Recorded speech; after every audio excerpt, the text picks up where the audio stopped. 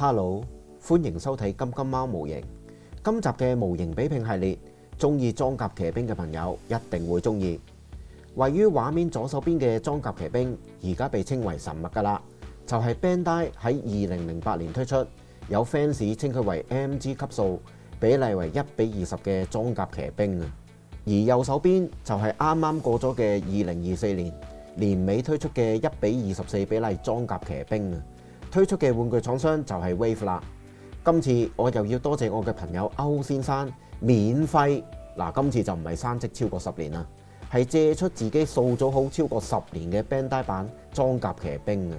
當年嘅售價佢記得好似係大約200蚊嘅，咁而家呢個售價已經係冇可能噶啦，因為 Bandai 冇再版呢一個版本嘅裝甲騎兵接近10年啦。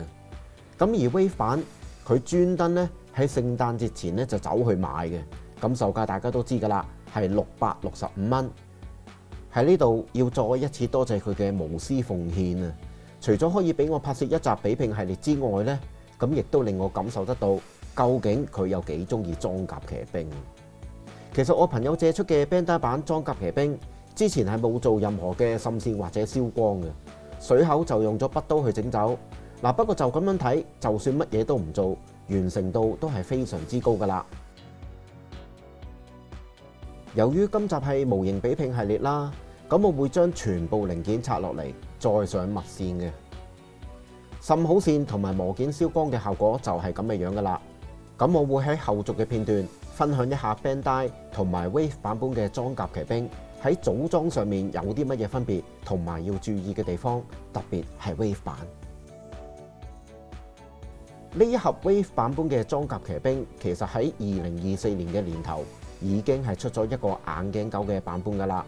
而呢一盒嘅分別，除咗係紅色膊頭之外，咁亦都係多咗好多嘅武器分件，所以板件數量都有好多嘅，總共係有36塊。我知道有好多人都好少接觸 Wave 公司推出嘅模型，我自己更加係第一次接觸。所以都想俾各位望一望部分嘅零件。Wave 版嘅模型件呢，表面同 Bandai 一樣都係有水紋噶啦，咁但係感覺呢就冇好似 Bandai 咁顯眼嘅。我手指指住嘅呢一塊板件就唔係 Wave 噶吓，而係 Bandai HG 版嘅強盜犬啊。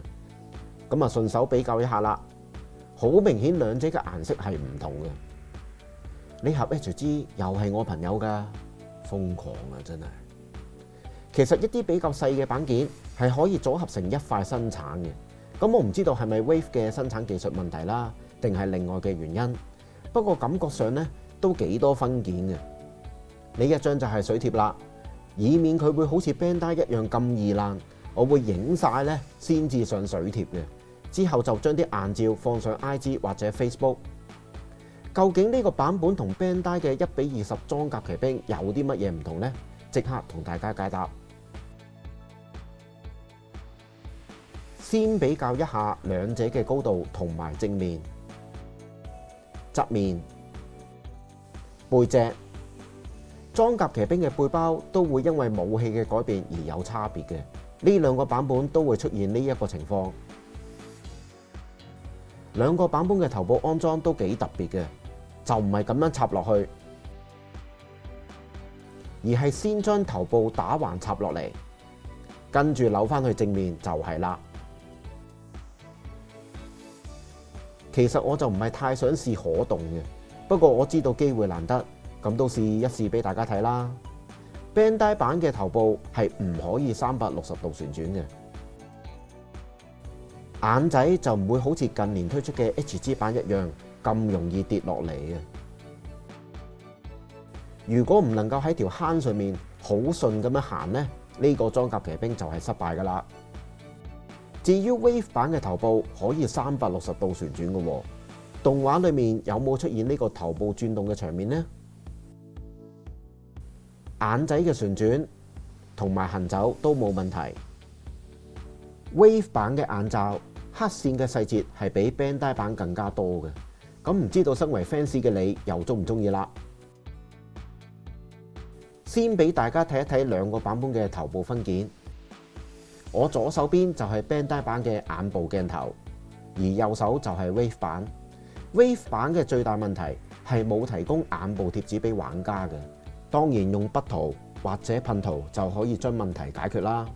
我提供一個懶人嘅方法俾大家，就係去淘寶買一張大約30蚊嘅渣古眼珠貼紙，咁啊用嚟黐喺鏡頭上面嘅，出嚟嘅效果係非常唔錯噶啦。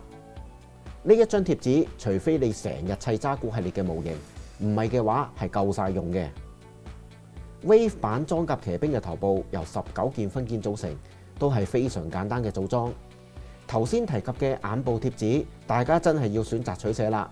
如果用貼紙黐咗喺紅色嘅眼部攝像機上面，裡面嘅細節就會見唔到。之後再拆埋透明件，咁亦都令個拆除咧非常困難嘅。所以決定喺砌之前呢，就要決定係用貼紙啊，定係用上色嘅方法去補色啦。咁而 Bandai 版裝甲騎兵嘅頭部就比 Wave 版少一件，只係有18件。其實兩個版本頭部嘅外形、組裝方法，甚至連分件嘅設計都係差唔多。呢一部分就冇太大嘅高低之分。雖然兩盒模型推出嘅時間相差16年，推出嘅公司亦都唔同。不過我感覺上兩間公司都非常認真去推出裝甲騎兵嘅玩具成品嘅。咁大家繼續留意管段影片嘅組裝分享，就會感受得到噶啦。兩個版本嘅頭部，各位會比較中意邊一個呢？再俾各位睇一睇兩個版本嘅頭頂比較。攝影機係有做分件嘅，後頸嘅位置亦都有一啲黑線設計。相反 Wave 版就冇黑線，攝影機亦都冇做分件。兩個版本嘅眼罩都可以打開，睇得到駕駛員嘅。Bandai 版裝甲騎兵連駕駛室嘅設計，到咗今日都仍然被各位 fans 稱為最高嘅傑作。我手指指住嘅18件分件就係座椅啦。大家會見到椅柄，甚至連腳踏都有做分件俾大家。雖然係一件膠啊，咁但係 Bandai 當年將佢製作成有啲好似皮嘅質感呢。而家模型好多都唔會咁樣生產噶啦。呢一位駕駛員雖然有部分地方都係需要手油保色嘅，咁但係已經完勝近代嘅所有裝甲騎兵駕駛員，絕對唔係一件橙色就算數。眼珠要補藍色，呢個位要補黃色，膝頭哥都係要補色嘅。呢個就係 Wave 版嘅橙色駕駛員啦。背脊就咁，我唔評論啦。至於呢一代係乜嘢呢？就係扭釘啦，當然就唔係金屬啦。咁但係睇得出當年 Bandai 推出呢一盒裝甲騎兵係用咗好多心思嘅。而家好多版本嘅裝甲騎兵，甚至 Bandai 近年自己推出嘅 HG 分件都唔會出得咁細嘅，就算有都只會係 Premier Bandai 限定。所以我希望大家可以留意而家開始嘅身體部分組裝過程，就會明白呢一盒裝甲騎兵係有幾出色嘅。點解到咗而家人人都仍然想買嚟收藏呢？我見到拍賣網暫時最平都要580蚊啊，仲要唔係太多貨。不過我絕對唔建議大家去食炒價嘅，都係嗰一句啦，買模型玩具有陣時都要講緣分嘅。另外啦，我發現呢一盒裝甲騎兵係有金屬件嘅。就係呢一件，作用就係用嚟作為駕駛室面蓋開合嗰陣嘅傳動部分啊！嗱，喺呢度呢，真係要再一次多謝我嘅朋友歐先生啊，願意借出自己嘅收藏俾我拍攝一集比拼系列嘅。咁我仲要將呢一個裝甲騎兵大部分嘅身體拆開，大家都知啦，拆件就一定有爛件嘅風險，所以我今集係要非常小心嘅。好彩就冇出現爛件嘅情況。咁我喺拆完再砌翻嘅過程裏面，完全感受得到呢一盒 Bandai 版裝甲騎兵係非常優秀嘅。雖然身體嘅部分係冇設計一啲特別嘅關節去增加佢嘅活動能力，咁但係我覺得佢嘅分件設計係完勝而家任何一款 Bandai 推出嘅模型嘅。各位有冇玩過砌扭釘啊？我今次終於都玩到啦！64件就係成個 Bandai 版1:20比例裝甲騎兵嘅分件數量。就咁樣打開駕駛室睇，都已經覺得非常優秀㗎啦。我想講裝甲騎兵最重要嘅其中一個設計就係駕駛室。希望 Bandai 下次再推出新版本嘅裝甲騎兵，就唔使再放 Premier Bandai 限定啦。至於 Wave 版嘅身體分件數量，各位見得到係比 Bandai 版本為少嘅，只係有48件。凳嘅組裝就同 Bandai 版本差唔多，質感就冇好似皮一樣啦。呢一部分 Bandai 版係有5件分件嘅，腳踏都有做埋分件。Wave 就1件過。咁我之前都有提及，今次係第一次接觸 Wave 出產嘅模型。嗱，有陣時咧都會聽到好多朋友都對呢間公司嘅模型玩具咧有好多唔係咁好嘅評語嘅。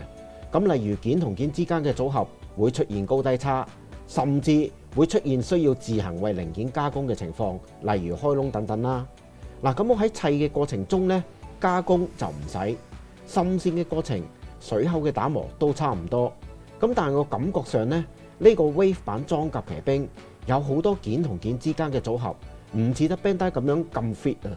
就好似而家嘅身體組裝過程，有一個部分同埋分件嘅組裝係要留意嘅，就係呢度啦。我發現係合唔埋嘅，咁啊仲有好大條罅露咗出嚟，大家見唔見到啊？於是我再拆開佢，細心研究，終於入到啦。究竟我錯喺邊呢？咁答案就係要先合實上半部分嘅圓形，下面嘅方形部分之後先至撳入去，就會合得到噶啦。唔知點解說明書係冇表明組裝次序嘅呢？如果大家唔解決呢個問題，蓋面係唔能夠完美遮晒個駕駛室嘅，就好似咁樣。兩個版本嘅駕駛室組裝完成就係呢個樣啦。裝甲騎兵最複雜嘅部分就係呢個駕駛室，組裝方法、分件同埋外形設計，我自己始終比較喜歡 Bandai 版啊。Wave 公司仍然需要努力去改進啦。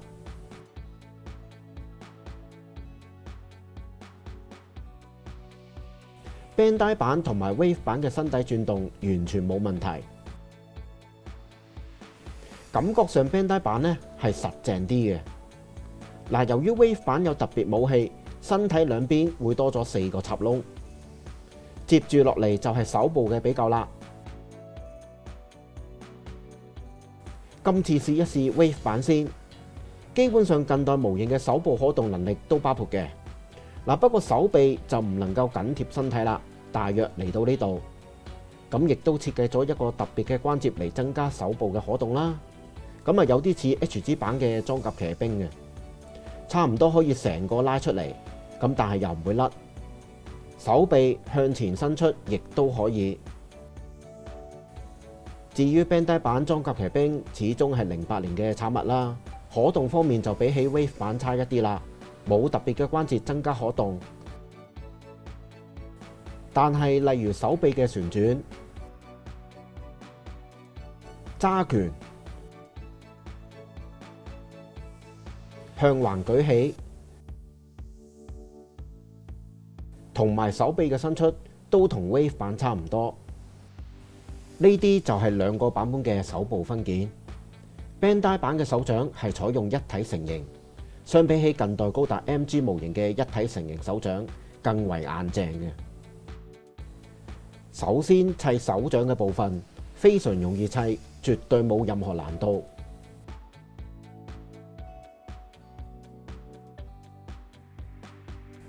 Wave 版就採用成型手掌咧，俾玩家一共有3對手型，眼前係其中一隻。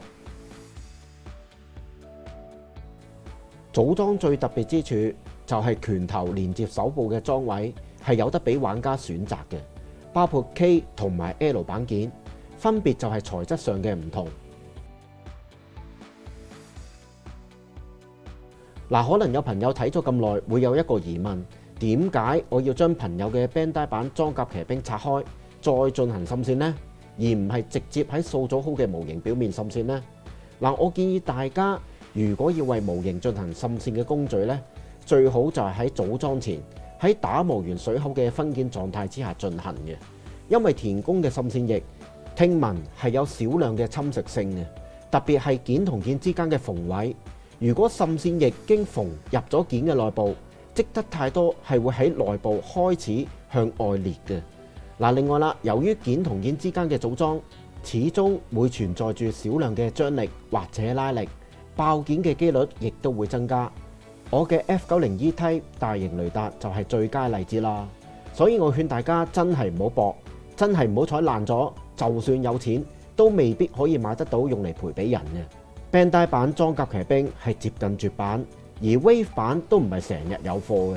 咁啊，因此大家無論係拆件又或者滲線都要小心啊。去到腳部嘅比較，我覺得 Wave 版嘅腳部呢，件同件之間嘅夾緊係比 Bandai 差嘅。腳掌下面嘅車轆 Bandai 係有做完整一個車轆呢俾玩家，所以有可動。咁而 Wave 就唔係圓形件，冇可動嘅。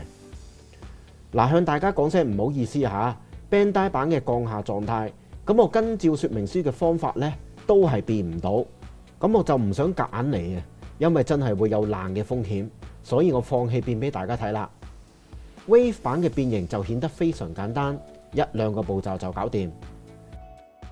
其實咁樣睇 Wave 版嘅降下狀態都唔錯噶啦，可惜就唔能夠將 Bandai 版變形啦。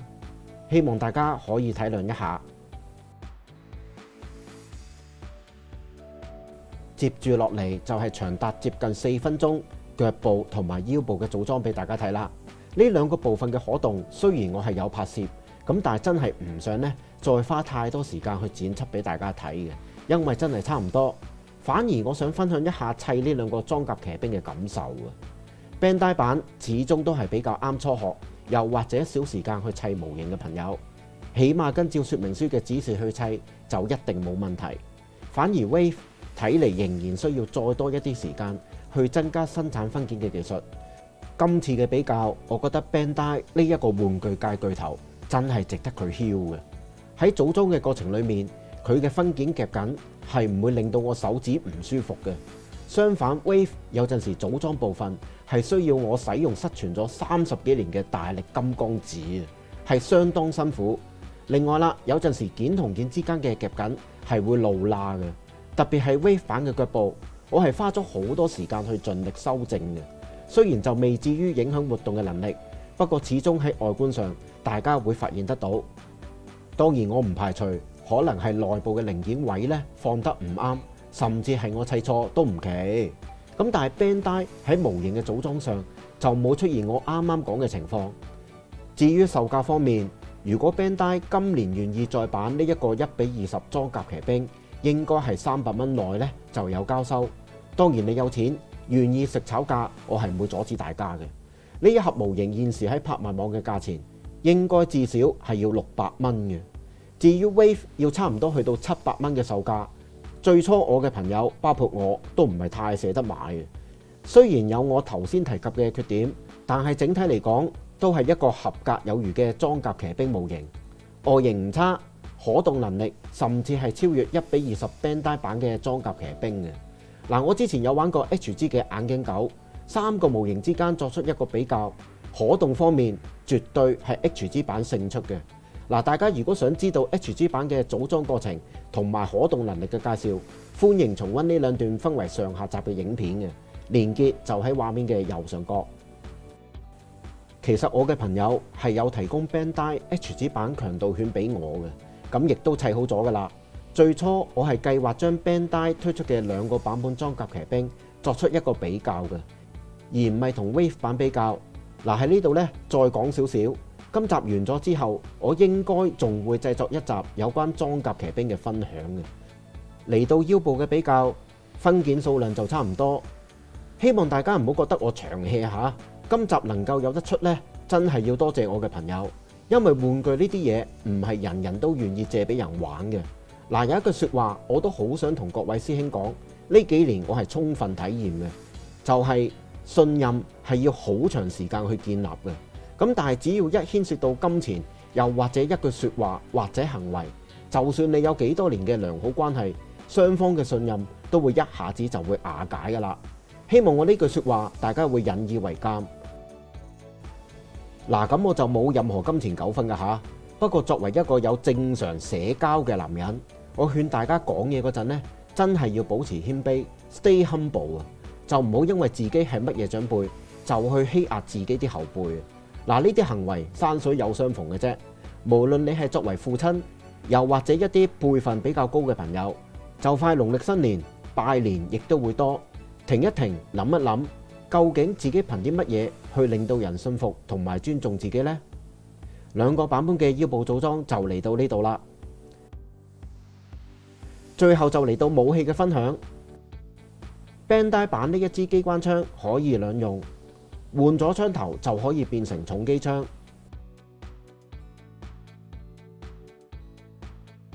12連裝飛彈倉。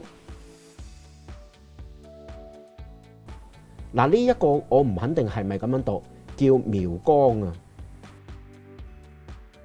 Wave 版嘅武器就有5件，有主要武器機槍1支，順手俾大家睇睇，包括有啲乜嘢手型。9連裝飛彈倉，裝喺身體兩邊嘅火箭發射器同埋加特林機槍，以及裝喺左手嘅固體射手啊。Bandai 同埋 Wave 版嘅所有武器同埋背包都唔爭再砌埋俾大家睇啦。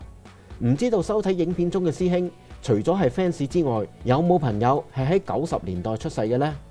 裝甲騎兵第一次喺日本播放就係1983年，包括09年推出嘅 OVA 版，我自己都未睇過裝甲騎兵嘅。第一次認識佢係玩 PlayStation 嘅遊戲《新世紀勇者大戰》，之後推出嘅機戰都間唔中會出現佢嘅身影。機動力同埋迴避率超高，絕對就係佢嘅最優勝之處。有冇90年代出世嘅朋友係有睇過裝甲騎兵嘅動畫呢？點解你哋會中意啊？不妨留言講講啊！嗱，我自己自從再一次玩翻模型，對機械人嘅認識就多咗好多啦。裝甲騎兵我都覺得係好值得未接觸過嘅朋友去認識嘅。呢一類先至係真正嘅真實係科幻機械人啊！而且裝甲騎兵亦都有一個特色，就係有超多唔同種類嘅軍事武器。有冇朋友講得出全部裝備啊？嗱，冇獎噶吓！如果真係有朋友知道，又不妨留言講俾大家聽下。突擊高達有背包之王之稱，而 F90 亦都有26套裝備。我相信裝甲騎兵可以被稱為軍事上嘅武器之王，應該都唔會有人反對。但係 Bandai 就睇中裝甲騎兵多武器呢一點，不停將佢嘅武器分拆放 Premier Bandai 作銷售，呢一點其實好多朋友都反感嘅。呢一個1:20版嘅裝甲騎兵，其實當年都有好多武器配件放上 PB， 價錢仲要唔平。嗱，我記得上年曾經喺 HG 眼鏡狗嘅影片講過嘅 Bandai 連駕駛室都放 PB， 我係覺得好反感嘅。嗱，可能有朋友聽到就覺得我講得唔啱啦，就話中意裝甲騎兵咪掟咯，唔使講咁多嘅。嗱，不過想提提大家，唔係所有人都想用，又或者有信用卡去訂玩具嘅。所以點解我會話 Bandai 呢一個做法唔好呢？嗱，唔好話訂玩具啊，我身邊都已經有朋友真係冇信用卡嘅。嗱，唯一嘅方法就只可以揾朋友幫手訂啦。我唔係作大啊，真係有朋友冇信用卡嘅。我只可以講自己覺得理所當然嘅事，身邊嘅人唔係一定同自己一樣嘅，總係會有好多原因。希望大家可以由而家呢一刻開始學識去尊重人哋嘅諗法。嗱，咁我都想再問一問啦，都有買 HG 版裝甲騎兵嘅朋友，特別係有訂 PB 限時發售嗰幾套武器組合啊，而家就去到 Set 6。嗱，我想請問嗰啲武器配件包係咪有做舊化呢？因為我見官圖呢好似係有做嘅喎。嗱，咁我想知道係咪又嚟一個官圖無限美呢吓？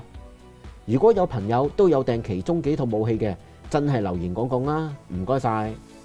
嗱，講咗咁耐啦，所有武器都裝好2個版本嘅裝甲騎兵身上，我今次好貪心啊，2個版本我都中意。嚟到影片嘅最後啦，嗱，由於2盒模型都比較貴啊，所以今集我只可以輕度擺一啲 pose 俾大家睇。希望各位裝甲騎兵嘅 fans 會清楚明白2個版本嘅分件同埋組裝過程，到底邊一個比較啱自己去玩呢？外形方面，我覺得各有味道嘅。嗱，Bandai 版就算到咗今時今日，亦都係各位 fans 放上神壇嘅其中一款模型。雖然可動方面比唔上近年 Bandai 自家推出嘅 HG， 但係如果作為一個中意砌模型嘅人，呢一盒模型絕對係人生之中必須要砌嘅其中一款神級套件啊！希望 Bandai 可以喺不久嘅將來有機會將佢再版啦。至於第一次接觸 Wave 模型嘅我呢，覺得組裝嘅體驗就唔算太差嘅。不過要超越 Bandai，要打低呢位老師傅呢，Wave 相信仍需努力啊！今次推出嘅裝甲騎兵外形亦都非常優秀，能夠同 Bandai 版嘅 HG 爭一日之長短。定價太高，相信亦都令有興趣嘅朋友卻步嘅。希望我製作呢一段裝甲騎兵嘅比拼影片，能夠為有興趣，特別係 Wave 版嘅朋友一個答案，究竟值唔值得買啦？我應該呢仲會製作一段有關裝甲騎兵嘅影片嘅。不過未決定係咪真係做啊嚇，賣個關子先。如果中意呢一段影片，記得俾我一個 like 同埋留言，最重要係分享俾對裝甲騎兵玩具有興趣嘅朋友收睇。未訂閱嘅朋友，希望你會訂閱支持下我金師兄啦。好，下集再見。